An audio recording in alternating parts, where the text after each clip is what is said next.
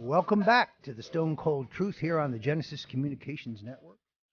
You can hear us live streaming at the Genesis site. You can, I understand, now hear us in Austin, Texas, one of my favorite cities where we've been picked up. You'll very soon hear us in New York City, where we're going to be at 9:70 a.m., The Answer. And we're excited with the explosive growth of the Stone Cold Truth.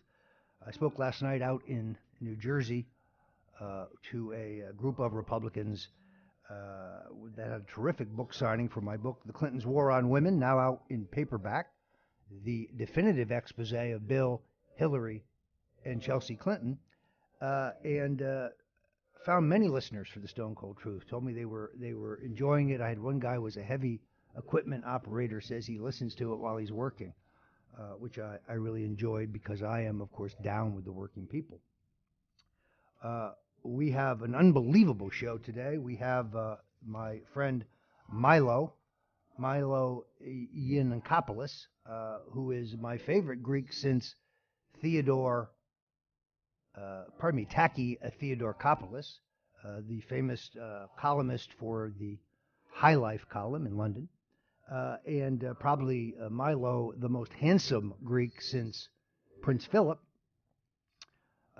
We also have the great Ed Klein, the investigative journalist, formerly of Newsweek and the New York Times Magazine, a guy with no ideological agenda, but a guy who has gone where his sources lead him, who has been devastatingly accurate in his description of the animus between the Obamas and the Clintons and the greed and abuse and lies of the Clintons in their political career.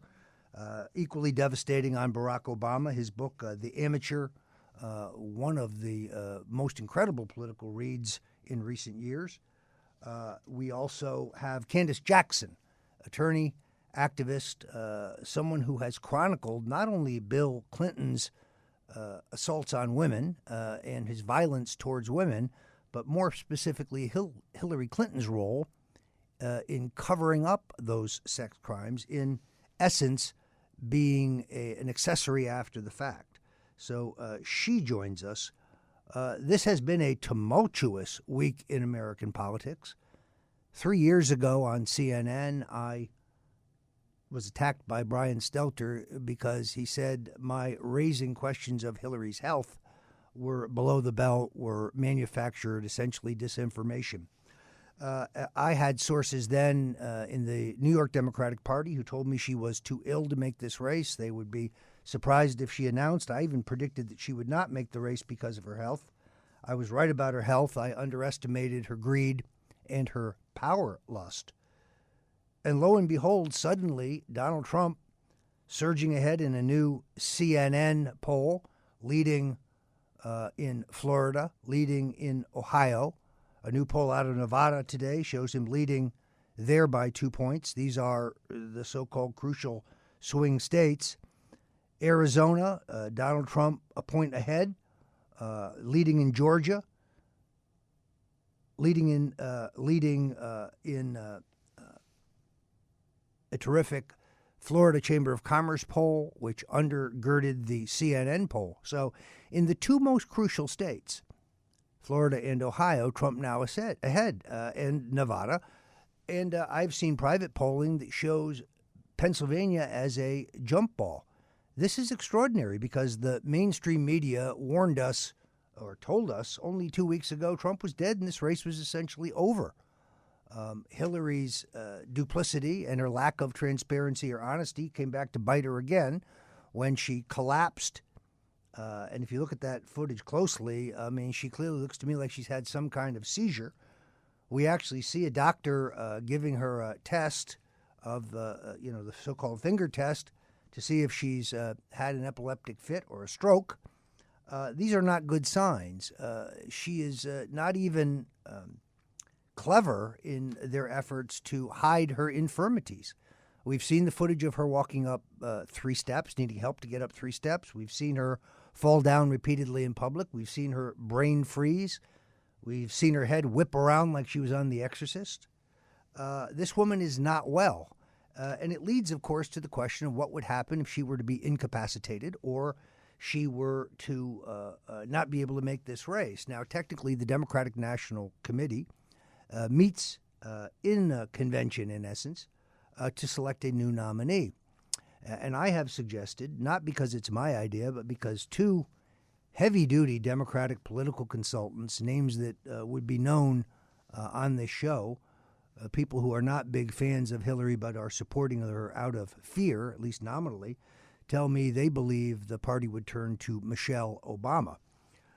Without Michelle Obama, the feminist wing of the Democratic Party would go crazy. So particularly if they replaced her with a 70-year-old white guy, Joe Biden, or the white guy, Tim Kaine, who I imagine stays on the ticket for vice president. This would, of course, be the ultimate revenge of the Obamas, who have no particular high regard for Hillary Clinton, but I guess must feel that they at least nominally support her in this election. Now, where the real heavy lifting has been done is at the Justice Department of this administration.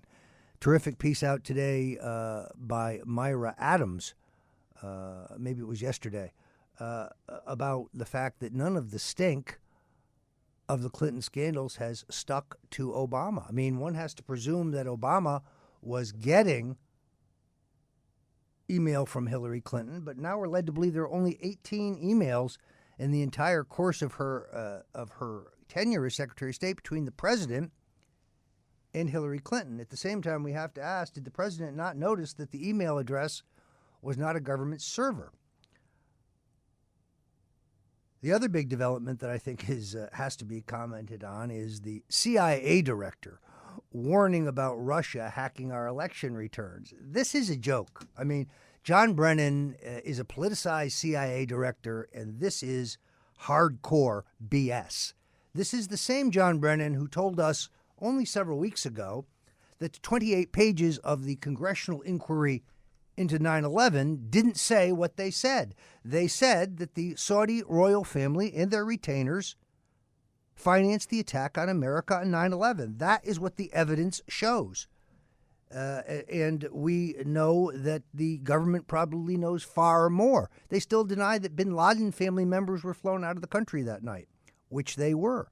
So Mr. Brennan is no more credible on the question of 9/11 than he is on this election. It's not the Russians we need to worry about hacking us. It's Rahm Emanuel and the Democratic machines across America. It's the Cleveland Democratic machine. It's the Philadelphia Democratic machine. It's the Los Angeles Democratic machine. It's the San Antonio Democratic machine. That's where the hacking will go on. And we had Professor Robert Fitrakis on this show here at the Stone Cold Truth, who talked about how easy it was to rig these machines, as has been confirmed by studies at Stanford and Princeton. So there is no technological question. These machines are easily hacked, and the numbers can be rearranged. They can be reversed. They can be rejiggered to meet the phony public opinion polls that the mainstream media does to help the Democrats, inflating their Democratic sample, creating a level of expectation. So I'm calling the CIA director out. These are fear tactics. It's out of the Hillary Clinton talking points. The Russians are not our problem in this election. Trump is for détente. Hillary's for war. That's the real Russian issue. So it is a great, great show we have coming up. And we thank you again for joining us on the Stone Cold Truth here at the Genesis Communications Network. The Clintons' War on Women, out in paperback this week. Get your copy, pass it on to a woman.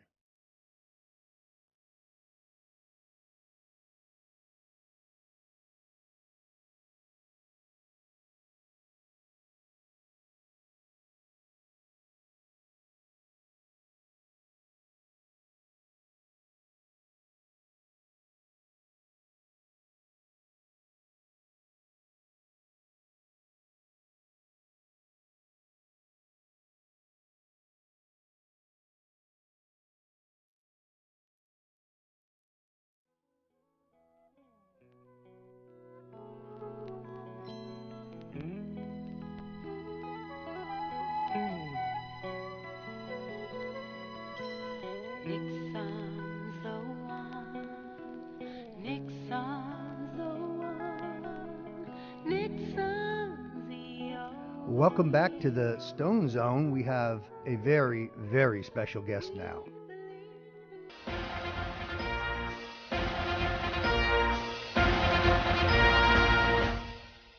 Ladies and gentlemen, the President of the United States. We have a surprise guest, and that is the 37th President of the United States, Richard Milhous Nixon. Mr. President, welcome to the show. Roger, it's my pleasure. You've always been a good man, and I will do anything to appear on your show, and I'm glad to be here today. Well, as you know, sir, I have admired you since the Hiss case in which you nailed that perjuring commie rat. Yes, Roger. Thank you very much. The pumpkin papers. Yes, indeed. So I've always been a skilled politician, Roger. That's why I am one of the greatest presidents of all time. And I know I'm your favorite. Well, thank you for wearing that tattoo. Well, I appreciate that. You're up there with, of course, our mutual friend, President Ronald Reagan. So of course, what you should have sometime. I think I could arrange that. Yeah. Well, look, I follow you on Twitter. You're there as Richard Nixon 103, and it is, and I keep up with your regimen. I know that last night you were spinning those Guy Lombardo albums and cutting loose with a little Dole pineapple juice and vodka. That's what I heard. Oh, that's good. That's exactly what we were doing. And a little bit of Lawrence Welk for some sleepy music. Yeah, well, I appreciate that, Mr. President. Now, how do you sum up this presidential race? I mean, you kind of spotted Trump early. I distinctly remember you telling me, in fact, you sent me a handwritten note, that you had met Trump in George Steinbrenner's box at the Yankee Stadium for a game, and that you were very impressed. You said, well, he was yes, he was a fine young man. He's a great American entrepreneur. He's out there. He builds things. He gets things done. He's got a command of himself, and he's the type of guy you like to see, a guy who takes charge. He doesn't pussyfoot. Yeah, no, he seemed like your kind of guy, and you can't but help notice the themes of his campaign: the silent majority, the man who stands up for the forgotten Americans, the candidate of law and order. And I would argue, when it comes to the face-off with the Russians and the Chinese, the peace candidate. Yes, go ahead. So now I have to, of course, ask you your assessment of the Democratic horseflesh. Give us your assessment of Mrs. Clinton. Well, I think she's dead in the water at this point. She's not a good candidate. She's a weak candidate. She's a bad speaker. She relies on teleprompters, and she's got to wear these special glasses. And I don't even see how she can read the teleprompter because of her illness. I see she's very sick. It's obvious. And the Clinton Global Initiative is a very corrupt private business. And what I like about her is that she makes me look good. People look back at Richard Nixon and say, well, I was never a crook. You knew that. I remember you saying that, yes. Yes, I am not a crook. I've earned everything that I made.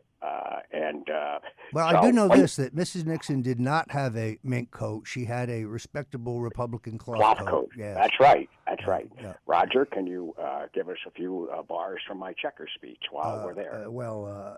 I think we have more current politics to talk about now. But give me your assessment of Hillary, the person. I mean, she was on the impeachment committee. She got canned because she was arguing that you didn't deserve any legal defense. She was also leaking. She was fired by the Democratic staff director. In an enormous effort at disinformation, some fools on the internet have said that Jerry Seifman, the very, very well-respected Democratic minority counsel for whom she worked and who canned her, never had the authority to fire her, and he was not her superior. This is all nonsense.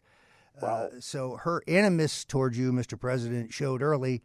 I distinctly remember when I worked with my friend Dick Morris to arrange for you to meet with President Clinton, that you met her in the hallway, and afterwards I asked you, what was she like, Mr. President? And your eyes kind of glinted, and you said, "She's cold as ice." Colder than a witch's tit. Yeah. I Well, may say. I cleaned it up a little bit for posterity, Yes, but I think I said that back then, and let me just be blunt. I'm a blunt man, and I probably said that. yes, And she's a cold woman, a calculating woman. Everybody knows that. Take a look at her record.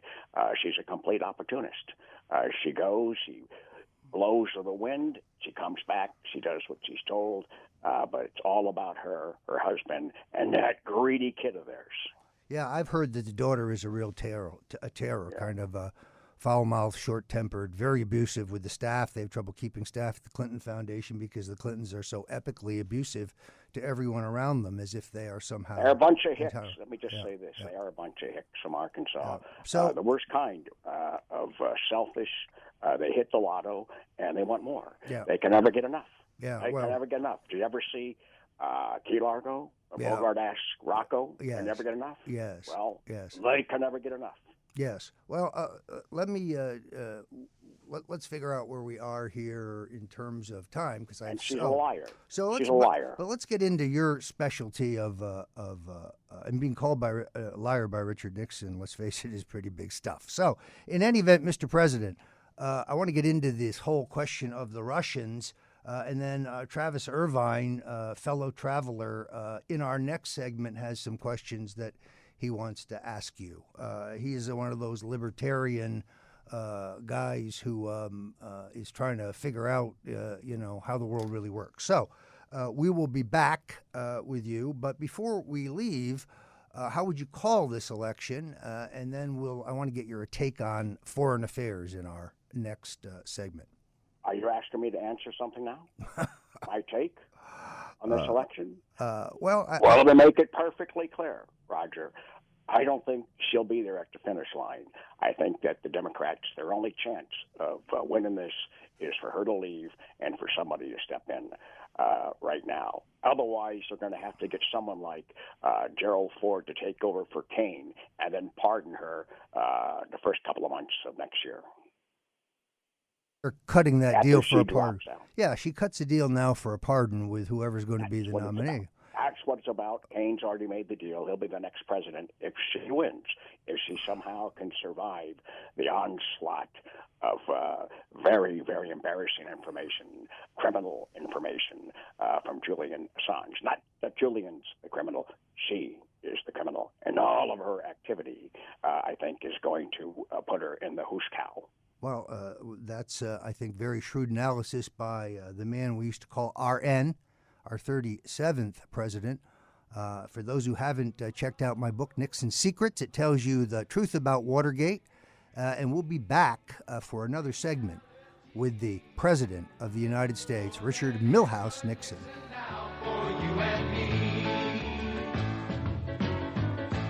Nixon now, Nixon now. He's made the difference. He's shown us how. Nixon now, more than ever. Nixon now. Listen, America, Nixon now. Reaching out across the sea.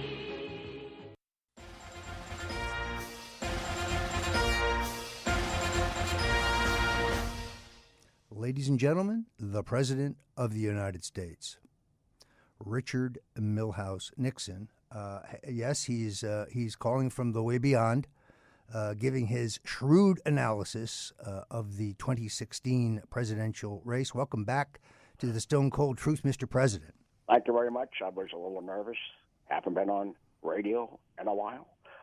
Excuse me if I fumbled and mumbled the first time around, but I think I got my bearings right now. Yeah, well, no, I thought it was a very shrewd analysis of the political situation. Now, Mr. President, my friend Travis Irvine, who is, I must tell you, looking... He's a fine lad. I've heard all about him. Yeah, well, he's actually cleaned up his act. The grunge look is gone. He's got now a nice kind of almost handlebar mustache. He's got kind of the Rudolph Valentino swept back look. He looks rather like a Mexican bandit. Sounds like Gordon Liddy to me. Yeah, he does have a Liddy-like look to him at this moment. And he is a filmmaker, a stand-up comedian. He's a libertarian, and he's told me while he admires your perspicacity and your persistence, there are some policy questions he'd like to ask, and he begged to be included in this segment. And let's face it, he has. All right, let's go. He has no career ahead of him, so he might as well. No, he's a great comedian. Travis, fire away. Travis Irvine, Richard Nixon. Mr. President, afternoon, thank you so much for being Make here. sure that you treat me with the utmost respect. Of course. I Of deserve. course. Of course. No, I heard you were going to be on the show today, so I cleaned up my act. And as Roger noted, I am a token libertarian millennial, emphasis on the token. So one of my favorite things to do is to engage in illegal drug activity. And I need to know, Mr. President, was the war on drugs your biggest regret from your time in office? It was a mistake. We all make mistakes. That was probably my biggest mistake. But you got to understand, it was Haldeman that drew me into that, and some others that were part of my Justice Department that wanted me to come in, and they talked me into it. It was a mistake. I admit it. It's cost the country trillions of dollars from the outset, and I don't want my name connected to this legacy. Yeah, well, it is like you say, we all make mistakes. You did, in fact, desegregate the public schools without bloodshed, something that neither LBJ nor Jack Kennedy had been able to do. I did a lot of great things there. A lot of great social programs came my way. Let's take a look, as you know. Yes, Things well, that- you were no question, you were a great friend to the black community. Unfortunately, I think the war on drugs has disproportionately hurt them, but you were also a proponent for black capitalism. You were pouring, as Sharpton once told me, hundreds of thousands and then millions of dollars into the community to foster black businesses and give black people a piece of the American pie. I remember this young lad, Sharpton.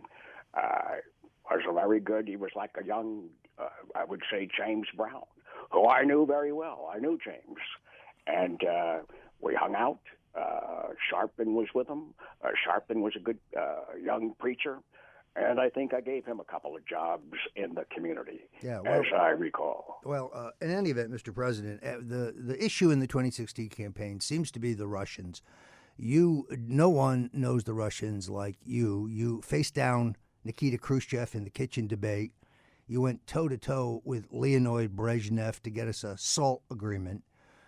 You assessed Castro for Dwight Eisenhower, and you came back and said, boss, this guy's a hardcore commie, which you turned out, of course, to be right about when other liberal bleeding hearts across the country thought he was some modern-day Robin Hood.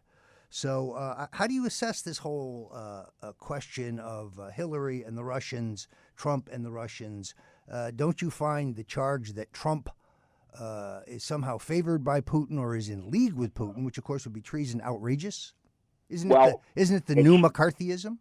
Let me just say this. Well, of course it is. And I believe that Hillary, her position, being tough on the Russians right now, is basically she's looking to shake them down once she's in. Once she's in, the Russians give money to the CGI, and then everything will go away, and there'll be possible changes, whatever those changes that you would like to see. But I believe that Trump is the only one. Like I went to China. I was the only one. Hubert H. Humphrey couldn't have gone to China and accomplished what I accomplished. I did it. And I believe that Trump takes a Republican to go over there and deal with the Russians. He's a strong negotiator. I saw that when I sat down. He got a better seat than I did, sitting next to George Steinbrenner. This man is Trump goes to Russia, Nixon goes to China, and I believe that we can't afford to escalate the tension with the Russians. Remember, they still have a lot of nuclear weapons, and we can't rely on Hillary's graft and greed to ease those tensions. Well, would you say that Trump favors a period of Nixon-like détente? That's what it looks like, of course. All the stuff about this, tough, he's going to, push the button and all that. That's all propaganda because, you know, the Clintons and the Democrats, what they like to do is draw this out. A lot of money for the arms manufacturers and a lot of money for the Clinton Global Initiative. You got to be careful. I think Trump understands it. He's a tough negotiator, and he's the type of guy that could sit down and have a real discussion. It'll be like Yalta. It'll be like Potsdam. He's the guy who I believe could accomplish this. Now, how do you assess Putin? I mean, you have sized up numerous world leaders. You've met everybody from Winston Churchill to Charles de Gaulle, Mao Zedong, Zhou Enlai. How do you assess Putin, the man? He's, listen, the guy has a lot of clout. Let's be honest. He's a tough guy. That's why it takes a tough negotiator to sit down with him. He's not just going to roll over, Roger. You know that. He's just not going to, just like Brezhnev wasn't going to roll over. Mao Zedong wasn't going to roll over. You need someone that's going to be tough, someone that can charm, and someone that has a common interest, because peace is in their interest and in our interest. And as far as Putin goes, Trump, he's met his match. All right, so Travis Irvine, filmmaker, comedian, man about town, and actually, looking good today. Travis, you had another question. Absolutely, Mr. President. I got to know, what was it like to meet Elvis Presley, and what did you guys talk about?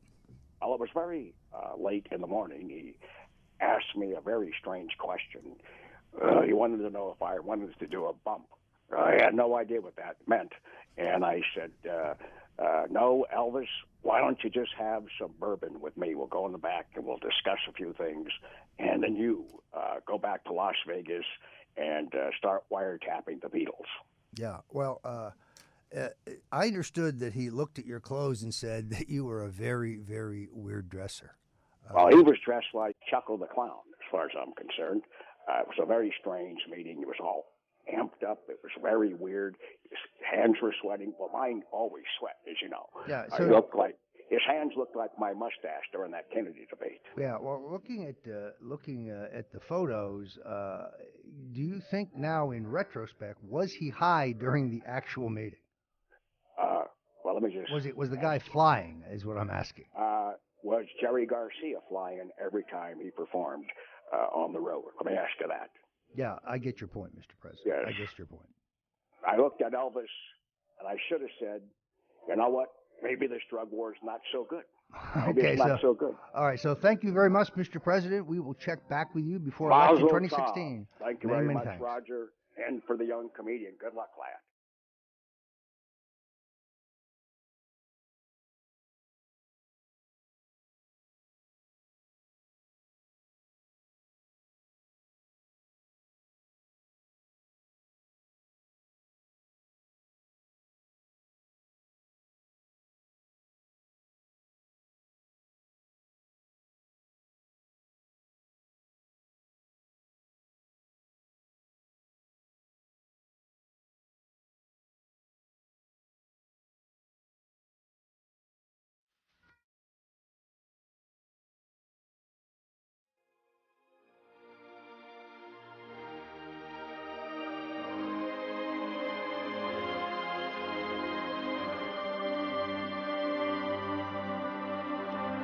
Welcome back.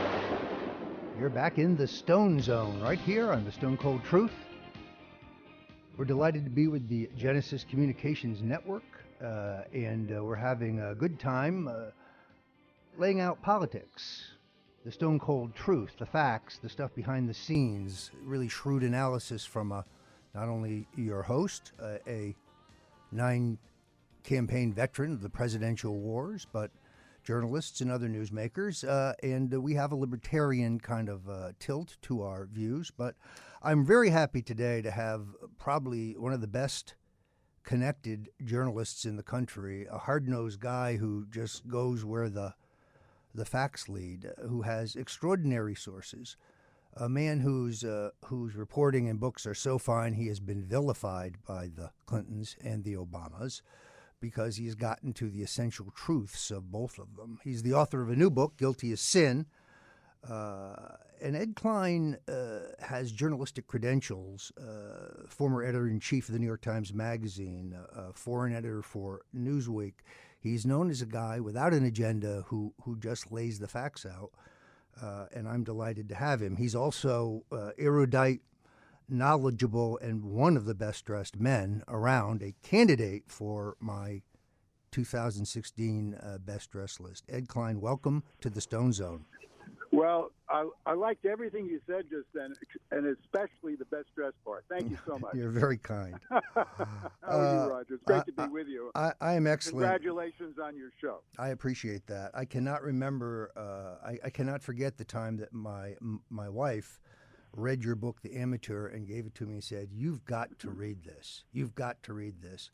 I said, "What could possibly be in there that I don't know?" And she says, "No. You've got to read this," and it just blew me away. So I'm a known fan. So you follow the Clintons very closely. You chronicle them better than most. You followed the Obamas. What are your thoughts on Hillary's so-called fainting spell?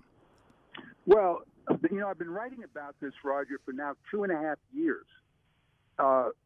In both books and on my blog. And every time I've written about it, I've been called a conspiracy theorist, a sexist, a guy makes things a up, sexist, a sexist, misogynist, all those words.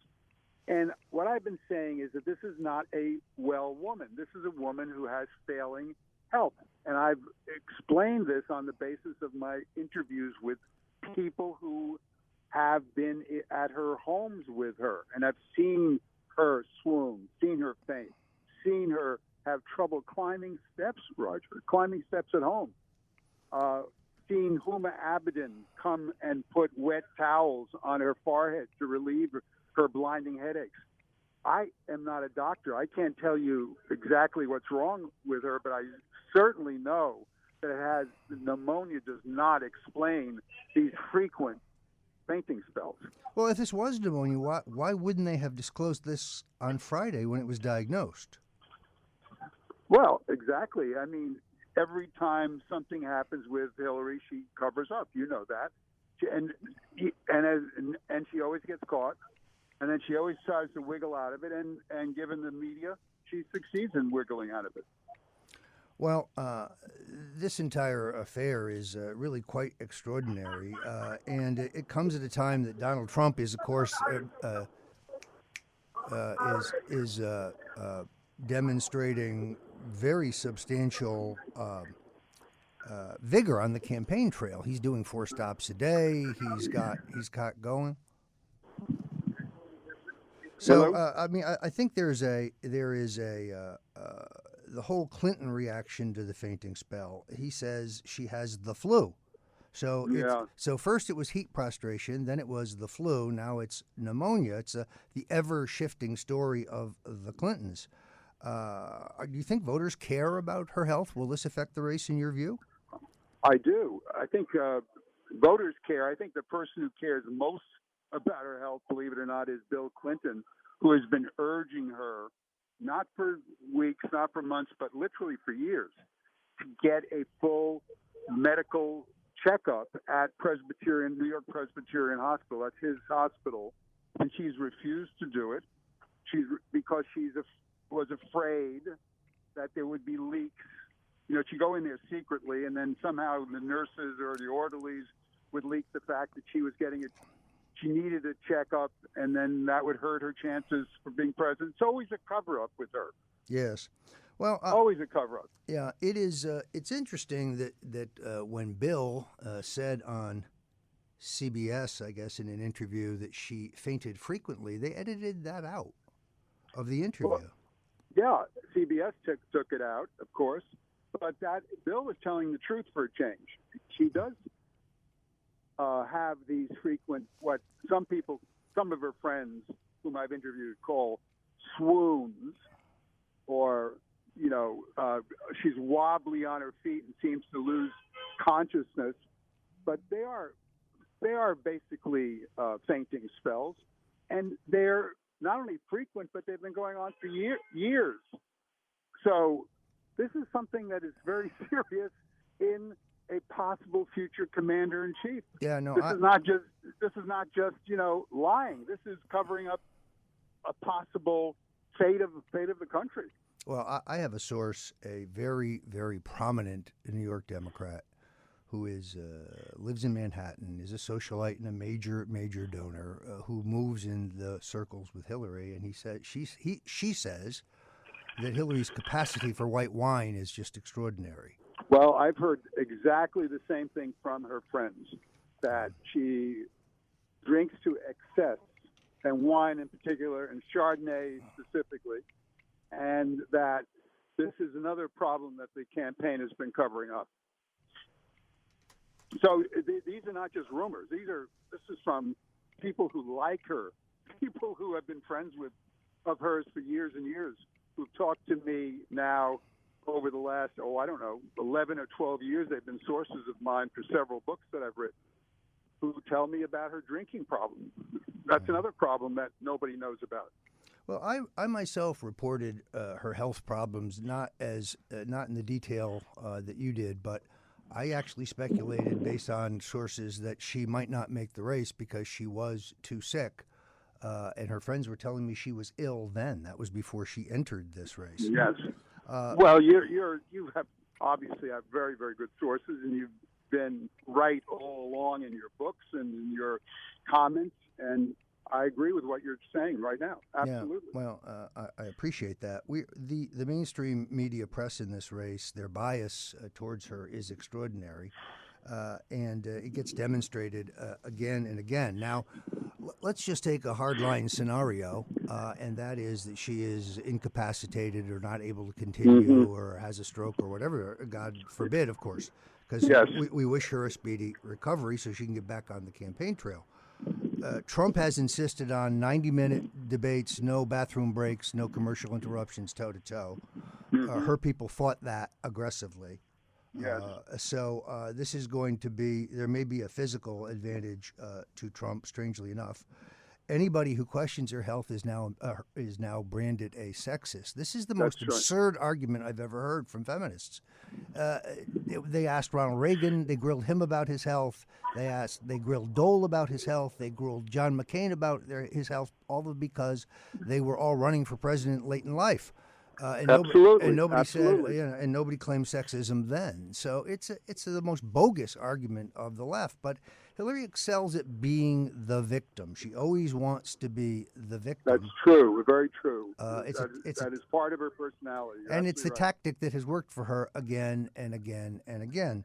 But she has so much dirty laundry floating around. You've got all of these emails, which I have every good reason to believe that Julian Assange has cataloged carefully and will be releasing on some timely fashion, that are the proof that have been missing in the Clinton Foundation and Global Institute scandals.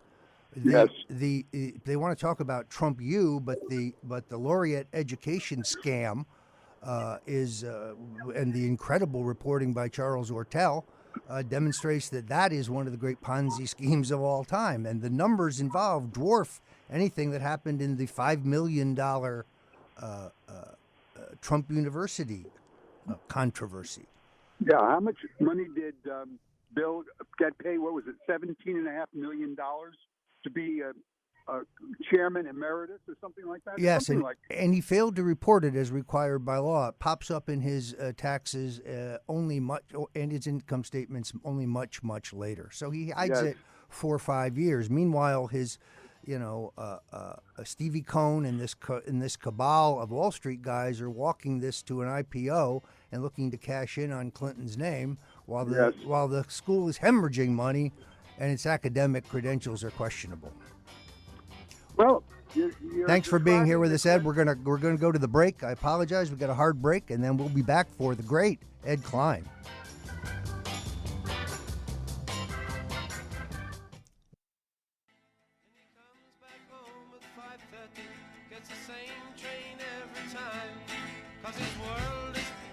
Welcome back to the Stone Cold Truth here on the Genesis Communications Network.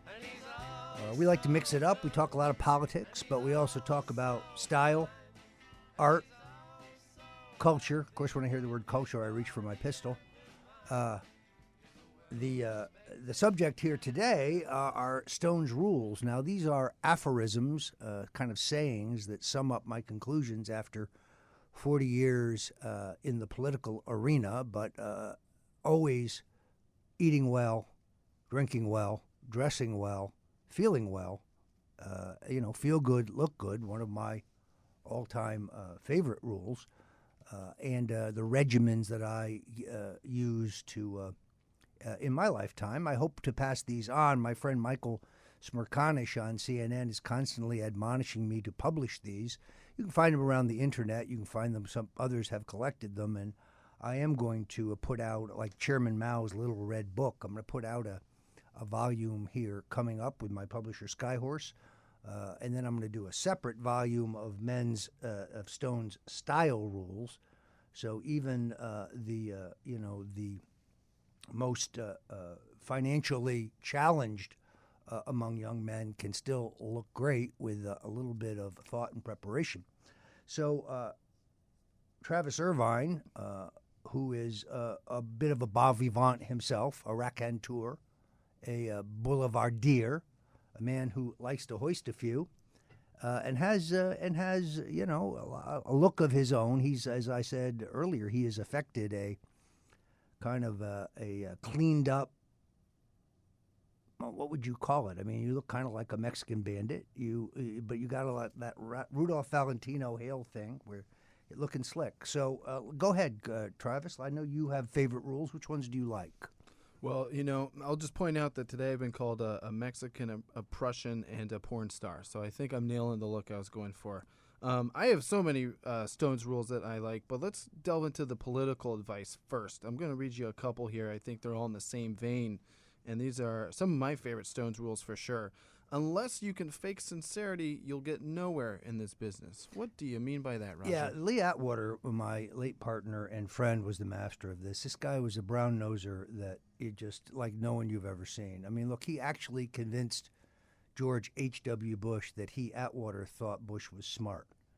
When, in fact, he told me on numerous occasions he couldn't believe what a dope, his words, George Bush was.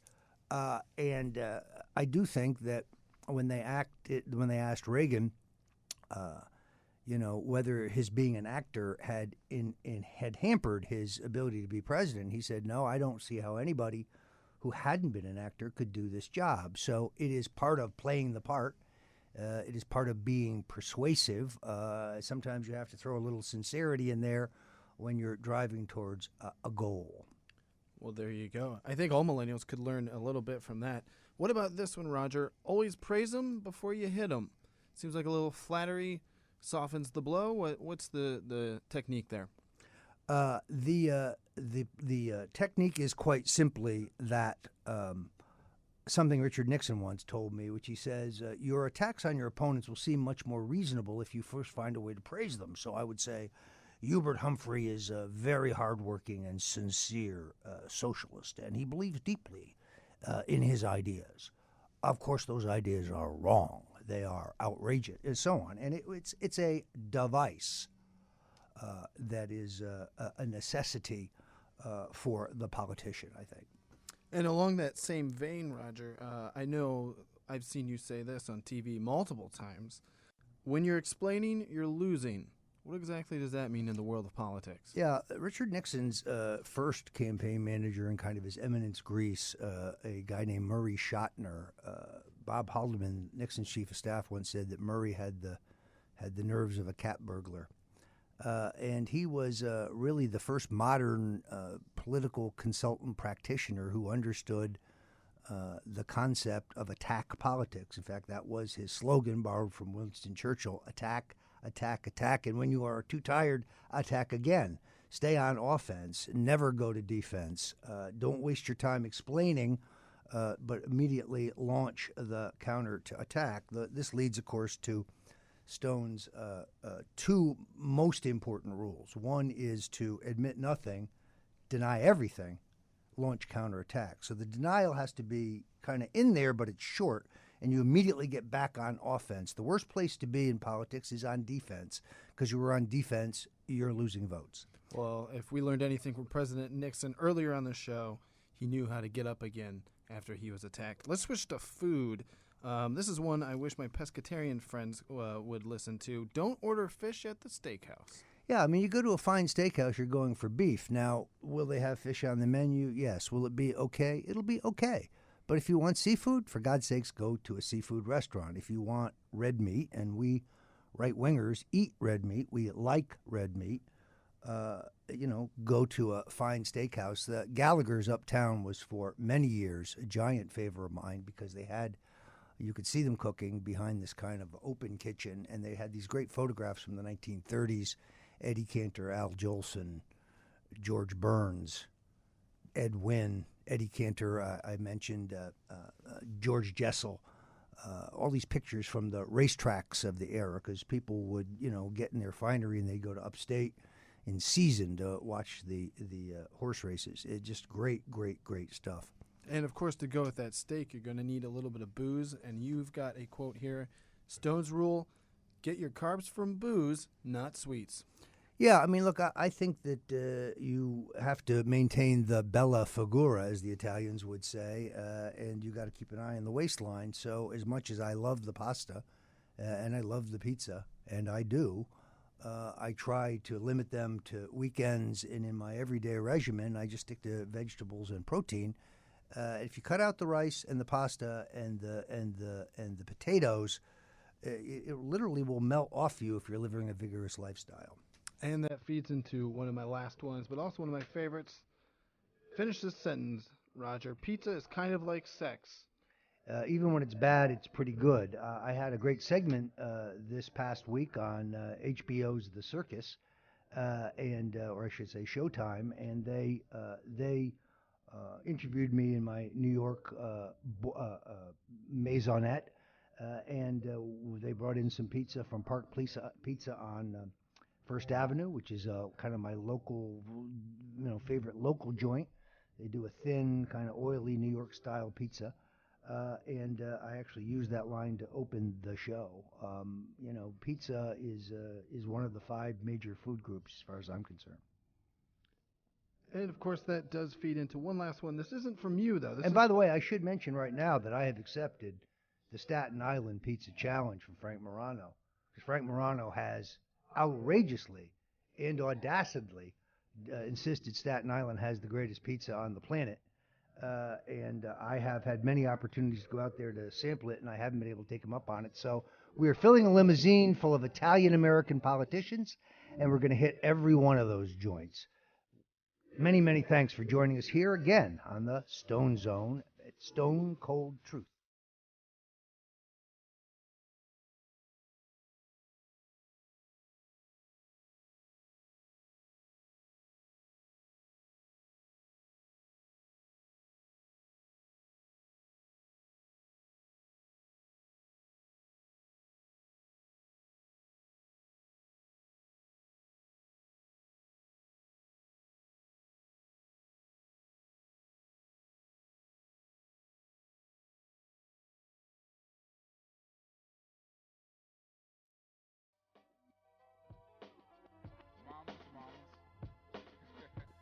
Baby mamas. Yeah, go like this. I'm sorry, Miss Jackson. Ooh, I am for real. Welcome back to the Stone Zone here at the Stone Cold Truth. And now I'm privileged to have attorney, author, activist Candice Jackson, who's written a terrific book, Their Lives, about the women targeted by the Clinton machine. Now, the mainstream media hates this narrative, but the questions regarding sex and Bill Clinton and Hillary aren't about marital infidelity or adultery or girlfriends or mistresses, at least not the most important and vital part. There are occasions when consensual relationships that Bill has engaged in break off, and Hillary has to silence the women with bully tactics. But by and large, I think it's fair to say that Bill Clinton is a Bill Cosby-style sexual predator. Candice Jackson has documented that in a terrific book called Their Lives, as I say, which is centered on the women who have been threatened and bullied and intimidated and discredited to a great degree by Hillary Clinton, acting as an accessory after the fact in a number of her husband's sex crimes. So, Candice Jackson, with that low-key introduction, welcome to The Stone Cold Truth. Thanks, Roger. Great to be here. You wrote this book a couple years ago, and I know you went to President Clinton's office and demanded that he sign a letter of apology to these women. And what I like about you is that you're a lawyer and you understand the law. And I think you reached the same conclusion that I do about the involvement of Hillary, because the adherents, the sycophants of the Clintons, seek to excuse Bill. Chris Cuomo asks Donald Trump whether it's unfair for him to criticize Hillary for Bill Clinton's indiscretions. Indiscretions? These are not indiscretions. This is violence against women. This is rape, sexual assault, and it's particularly brutal and vicious.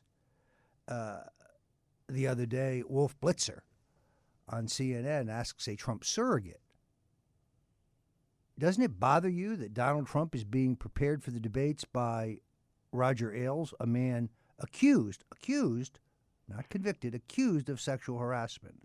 Well, the correct answer was Hillary Clinton's being prepared for the debates by a man, Bill Clinton, accused of rape and sexual assault and violence against women. So what is your assessment of the Clintons and the dysfunctional nature of this relationship and the impact on the women that you got to know in preparing this terrific book?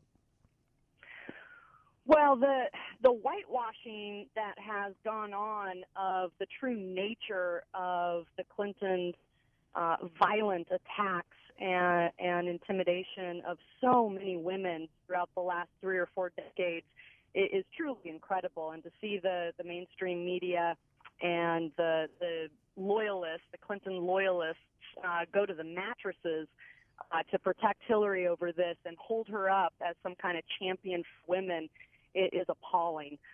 When you take the time to get past the headlines and look at the impact on the life of somebody like Kathleen Willey, the impact decades later on the life of such an authentic, strong woman like Juanita Broaddrick, the impact on someone like Monica Lewinsky, who was young and thought she was in love and had consensual involvement with Bill Clinton, and then was simply brutalized and terrorized in every conceivable way by both Hillary and Bill Clinton and their team when the affair was eventually exposed and proved.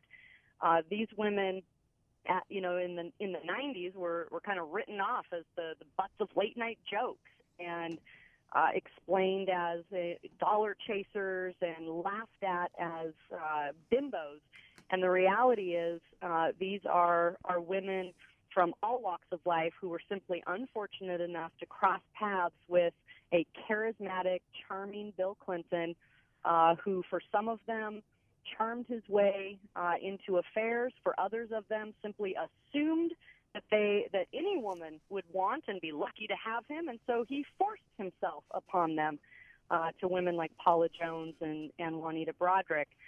And the truth is that there is now, 20 plus years later, a whole generation of voters out there, especially younger women, who really haven't had an opportunity yet to hear the truth from these women about the kind of mistreatment and misogyny that both Hillary and Bill Clinton demonstrate against women.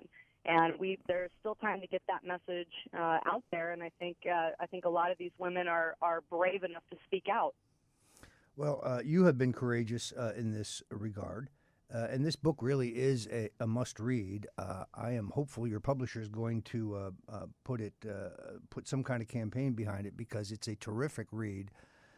You've done your homework, and like I say, you approach this not just as a sympathetic activist, but you know what the laws are on assault, and you know what the laws are in terms of being an accessory. it's clearly Hillary who hires the heavy-handed private detectives and the nasty lawyers to dig dirt on these women first, then try to discredit them, intimidate them into silence. And the most telling place I found this, frankly, was in David Brock's book, The Education of Hillary Rodham, where he confirms all the things that are in both your terrific book, Their Lives, and my book, Clinton's War on Women, on the terror tactics that were used by Hillary Clinton to intimidate these women. Their homes broken into, their cars vandalized, their pets killed, their children threatened, constantly being followed, being told anonymously by strange men, "You're in trouble, you're in danger." Pardon me. These are the tactics of Hillary Clinton. She's the cleanup officer. It was Hillary Clinton and her law partner Vince Foster who hired Jerry Parks, the private detective who was to dig into both his broken consensual sexual affairs where women might talk, or women he had assaulted who might talk, and he did his job exceedingly well. Unfortunately, at the end of the campaign, when Bill made his comeback as governor, Jerry Parks presented a bill for $83,000. Clinton laughed at him and told him, "Well, Jerry, you're not going to get paid." And Parks threatened to reveal everything he knew about Bill, more than just sex. I think his involvement in drugs. Shortly thereafter, Jerry Parks ends up dead. Now, I don't have a case that would hold up in court, but I know Jerry Parks' family believes that the Clintons ordered his murder. And many others do. There's certainly circumstantial evidence, motive, means, opportunity. So anyway, Candice Jackson, activist, writer, lawyer, crusader, a brave woman who's written a terrific book, Their Lives, and the women who had to stand up to the Clinton spin machine. Thanks for coming right here into the Stone Zone on the Stone Cold Truth. Glad to anytime.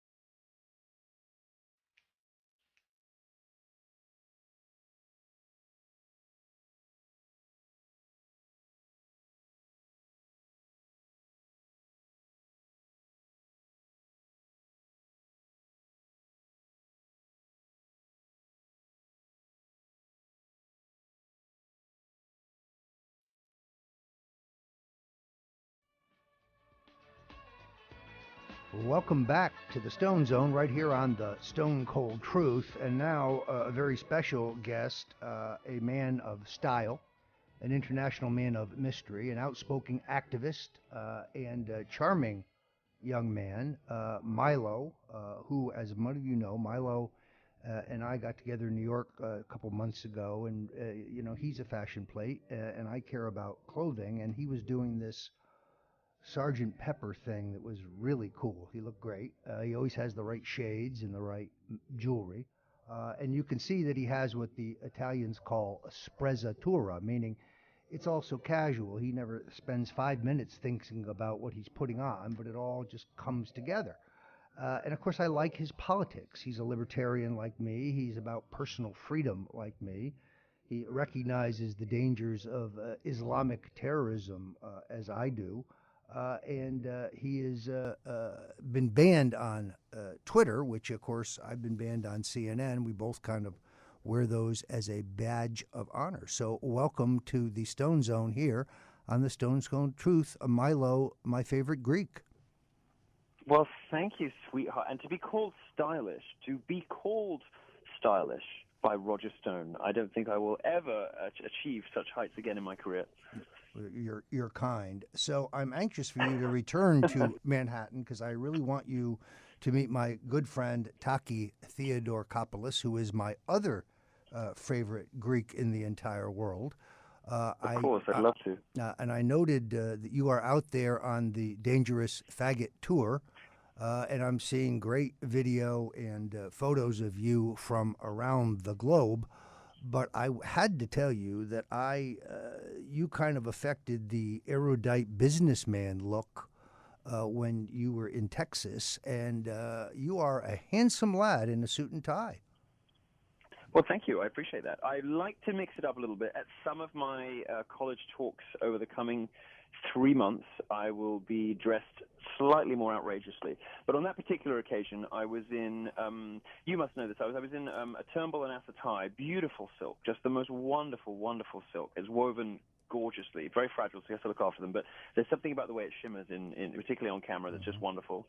And a Gibbs and Hawkes suit that was cut for me. What did I have on? I think Gucci Emerald Eel loafers and some socks. And then, of course, at the end of the evening, the crowning glory of the outfit, your Clinton rape T-shirt. Yes, that was the single best part.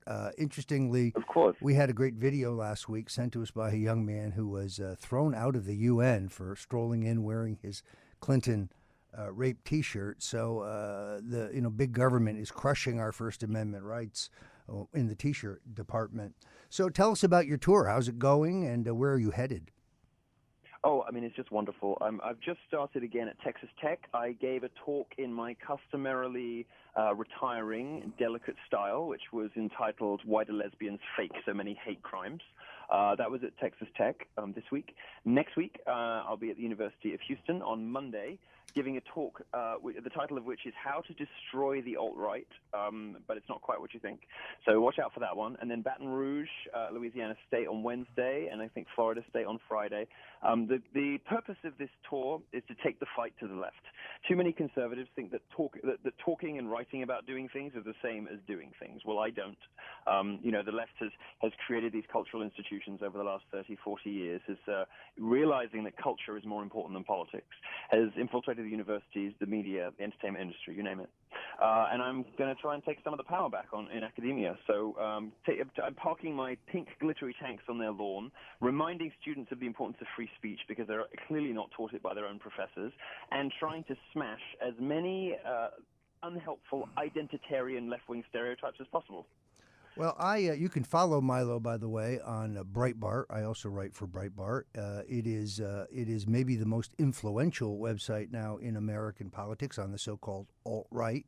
In many ways, far more important than, say, I don't know, the New York Times. I always like your reporting there because you're on the cutting edge. You are a guy who is on the barricades. I'd like to see you dressed as a French revolutionary if you want to know the truth.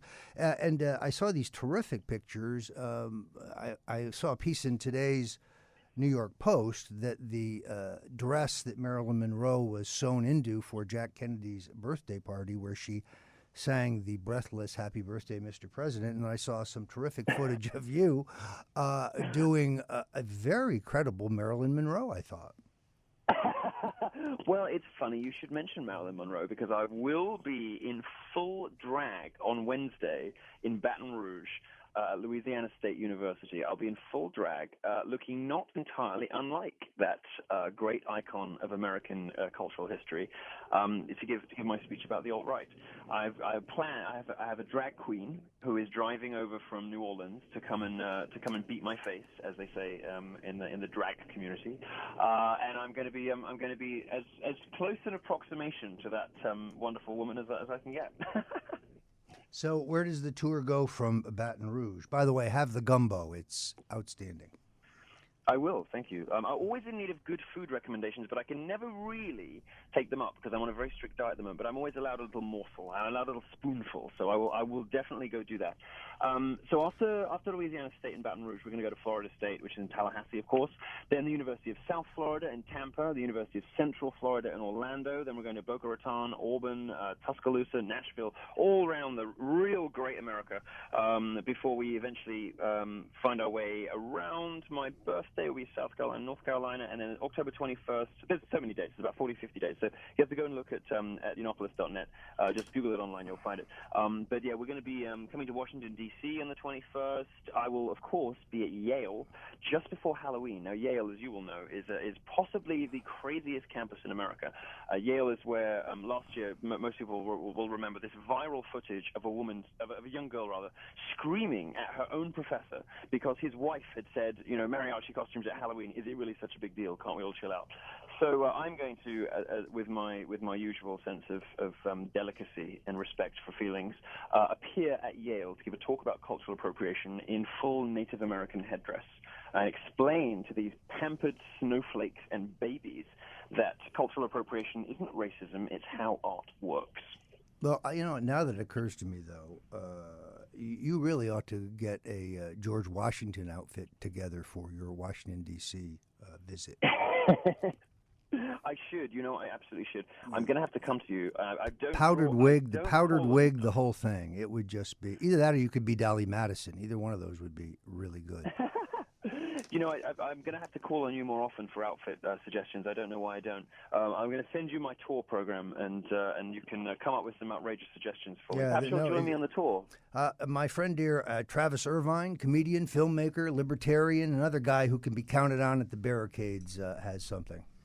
Milo, thanks so much for coming on this week. Our mutual friend course, James O'Keefe put out, I think, a brilliant video where they went to college campuses and they chalked for Trump and they built a fake brick wall. And I wanted to know, of course, obviously this generation's been taught that they're all delicate flowers, that are all snowflakes. And I just got to know, you talk about how great this tour is going, but are you running into any protesters? Are there any kids out there who just can't stand the Dangerous Faggot tour? Well, I'm glad you said that, so now I know I can, because I never know whether I'm allowed to say the word or not these days, This is precisely the point of the tour. Texas is a very sensible place. So Texas Tech was very well received. We had no crazies outside, but we are, of course, I think we're going to Dartmouth. I think we're going to Bucknell again. We're doing all sorts of very liberal campuses in the months to come, and I anticipate just as much insanity, if not more, given how much higher my profile is than the first leg of the tour. I would look out for that closely. You'll remember that in the last tour there were students smearing fake blood on their faces at Rutgers. There were transsexuals outside at one college in Washington, D.C. saying, Milo wants me dead. All manner of exaggerated theatrics. So we're expecting lots more of that. The protesters, of course, are part of the show. They don't know it. And every time I tell them and say, stop helping me, every time you show up, you're just drawing more attention to how insane you are and how right I am. Yeah, no, it's extraordinary. Hillary Clinton. They don't listen. Hillary Clinton's now attacked our friend Alex Jones twice by name. Does she not understand she's making him? Thank you, Milo. We will be back with you as you move along on the Dangerous Faggot tour for liberty. Thank you, my friend. Talk to you soon, Roger. Bye-bye.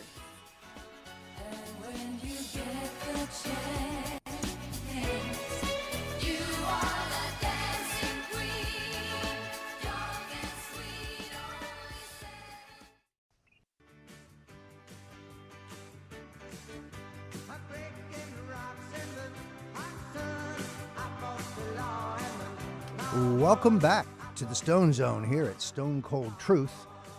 Now I am very pleased to have Chris Fideli, who is an attorney with Judicial Watch. For those of you who don't know Judicial Watch, and that can't be many people, this is an excellent organization that has done everything possible legally to keep the Clintons and the Obamas and government in general honest. It is run by Tom Fitton, somebody I admire very much, who has, I think, been valiant and creative in his efforts to get at the truth using the courts and other exploratory methods. And Chris, I welcome you here to the Stone Zone. Thanks. Good to be here. You fellows do amazing work. My friend Judge Andrew Napolitano is a very big fan of the organization, and I'm very privileged to have you here today. So tell us about the lawsuit that you brought against Hillary, and I guess she has to respond to that. And how has this come about? Because you guys are always breaking news with your findings and your success in the courts in terms of uncovering corruption when it comes to the Clintons and the Clinton Foundation. Yeah, no, I'm happy to tell you a little bit about it. So it's actually, at this point, it's over 20 lawsuits that we filed in federal court, all here in D.C., under the Freedom of Information Act. And basically, these are pretty typical lawsuits. Usually, the people have a right to receive records that the federal government produces because we believe in transparency. It's the public's government, it's their representative entity, and the public has a right to know what their government is up to. In this case, what we had was several records that were just being hidden from view of the public going back to 2009, most of which had to do with former Secretary of State Hillary Clinton's emails and communications and conduct of the business of the United States. Because of that, and when this word came, when we learned of this a year and a half ago, we've been litigating for a variety of different records that were basically hidden from the American public for we're talking about 5-6 years. It's an enormous violation of FOIA, of the Freedom of Information Act, and it's something we've been pursuing very aggressively in this case. What do you think is in those documents? Well, that's the whole point, is that we don't know, and we won't know until we get them. And there's obviously going to be information that we haven't seen yet about the Clinton Foundation's dealings with the State Department, or with Hillary or Bill, her husband.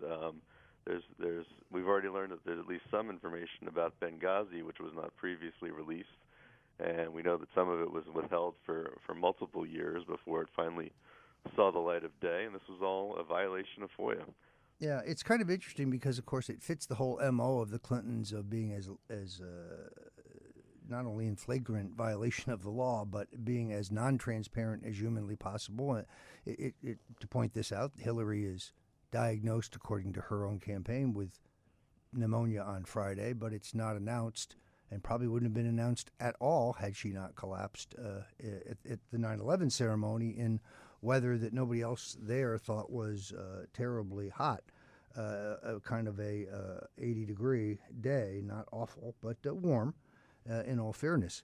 So I know that you have that there are a number of areas where she has likely perjured herself, but I guess my question is that will this Justice Department, regardless of the strength of the evidence of wrongdoing, ever prosecute? I don't believe this Justice Department will ever prosecute, particularly not when the FBI recommended that there not be a prosecution. No, I don't think, barring something completely new and unexpected, we will not see a prosecution, which is why it's so important for us to get every bit of relief for us at Judicial Watch as a private organization to go to the federal courts and go to the federal judges and bring every violation of law we find, and our focus has been on violation of the Freedom of Information Act, and obtain as many consequences, as many sanctions as we can for what's a pretty serious violation of a pretty important set of laws, the freedom, the FOIA, the government transparency rules. It's pretty important. It's important to us. I think it's important to the whole country. And that's why we're pressing for it. What would you say is the most startling revelation that has come from the discovery efforts of Judicial Watch? Well, I mean, you've won some big victories. Yeah, sure.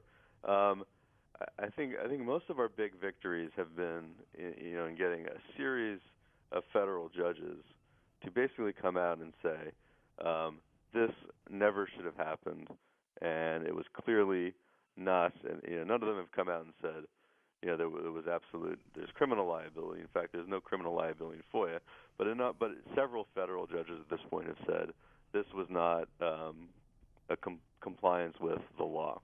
There is no way what Hillary did with keeping her emails in a private location, not accessible to other State Department employees who are responsible for responding to FOIA requests. This was not appropriate. It was not right. It was not, what the law entails. That's important.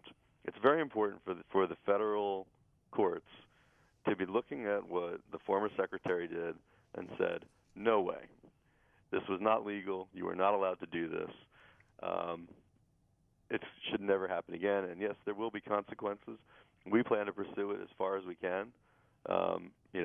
Regardless of who wins the election, in a month and a half from now, we will be pursuing this, and we will be doing everything we can to make sure that the sanctions here are appropriate.